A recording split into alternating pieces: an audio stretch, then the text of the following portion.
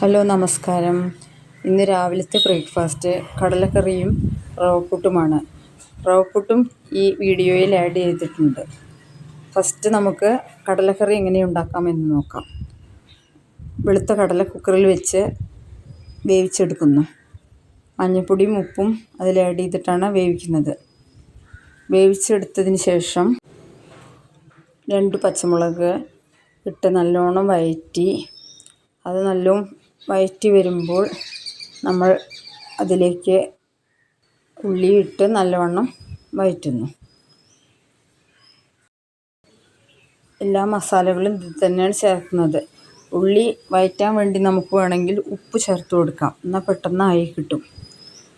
ഉപ്പും ചേർത്ത് നല്ലോണം വഴറ്റി തക്കാളി ആഡ് ചെയ്ത് നന്നായിട്ട് വഴറ്റിക്കൊണ്ടിരിക്കുക. ഈ മസാല റെഡി ആകുമ്പോഴേക്കും അവിടെ റവപ്പുട്ടിൻ്റെ പ്രിപ്പറേഷൻ നടന്നുകൊണ്ടിരിക്കുന്നുണ്ട്.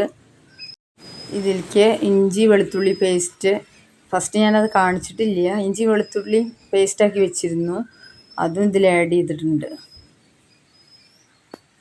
ഇത് നന്നായി ആയി വരുമ്പോൾ നമുക്ക് മസാലകൾ ഇടാം. 1 സ്പൂൺ മല്ലിപ്പൊടി, 1 സ്പൂൺ മുളക് പൊടി എല്ലാം കൂടെ ആഡ് ചെയ്ത് നന്നായി വഴറ്റി ഇതിൻ്റെ മസാലക്കൂട്ട് നമുക്ക് റെഡിയാക്കാം. അത് നന്നായി ആയതിനു ശേഷം വെള്ളമൊഴിച്ച് തിളപ്പിക്കാം.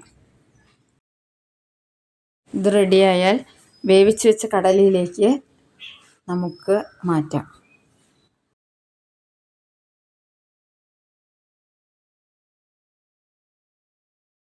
ഇനി ഇതിന് ശേഷം അരച്ച് വെച്ചിരിക്കുന്ന തേങ്ങ വേവിച്ച് വെച്ചിരിക്കുന്ന കടലയിലേക്ക് ചേർത്ത് മിക്സ് ചെയ്യാം. നന്നായി തിളച്ചതിന് ശേഷം കറിവേപ്പിലയും മല്ലിയിലയും ഇട്ട് നമുക്ക് സെർവ് ചെയ്യാം. ഇനി നമുക്ക് ഈസിയായി റവപ്പുട്ട് എങ്ങനെ ഉണ്ടാക്കാമെന്ന് നോക്കാം. അതിനുവേണ്ടി ഞാനിവിടെ എടുത്തിരിക്കുന്നത് 2 നാഴി റവയാണ്. നല്ലവണ്ണം വറുത്തെടുക്കുക. ലോ ഫ്ലെയിമിലിട്ട് നല്ല ബ്രൗൺ കളർ വരുന്നവരെ വറുത്തെടുക്കാം. നന്നായി വറുത്ത് വരുമ്പോൾ നമുക്ക് ചൂടായ ഒരു മണം വരും. ആ സമയത്ത് നമുക്ക് പാത്രത്തിലേക്ക് മാറ്റാം.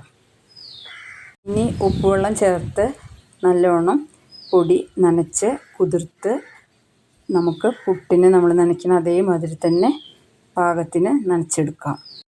തേങ്ങയിട്ട് കുതിർത്ത പൊടിയും ഇട്ട് മേലെ തേങ്ങ വേണമെങ്കിൽ ഇടാം. ഇട്ടിട്ട് നമുക്ക് മൂടി വെച്ച് ഇത് ആവിയിൽ വയ്ക്കാം.